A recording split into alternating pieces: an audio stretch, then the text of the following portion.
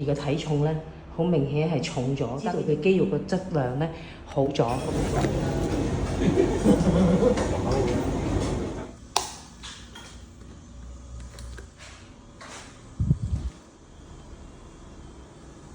Hello， 我又嚟練習啦。今日已經係7月16號星期三，咁我會練11點半至1點半啦。咁2、5年啦，可能個之前幾日咧練個肩膊練得都幾犀利咧，所以佢會扯住我牙。普遍嘅就你唔好以為牙痛咯，咁有時候啲肌肉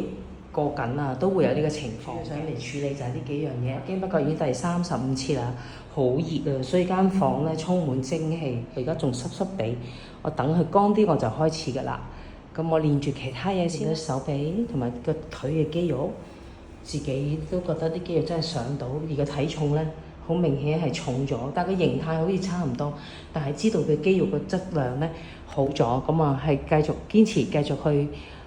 保持得佢再好啲。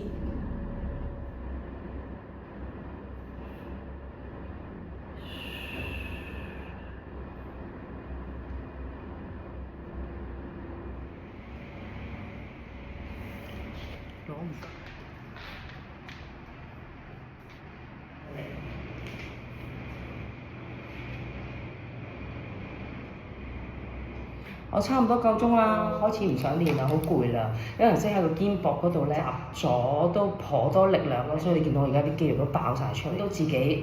就係去唔到個原因，就唔係就話我係咁練就希望佢可以改，我反而我其實練嘢我偏向係中意揾錯處，個錯咗喺邊度，跟住到你行去啱嗰位咧就反而仲清晰。其實都冇講話出錯嘅，係有少少偏差咯，即係焗蛋糕你較多咗2度，咁個蛋糕就焗燶咗，個原因就係咁，或者唔夠好食啊咁樣，即係個原理就類似係咁樣去教翻去低，等個身體嘅狀態好啲，咁牽引到我個眼睛啊、盤骨嗰啲位咧，佢都會有一個改善，就係咁。所以36次再見大家啦，拜拜。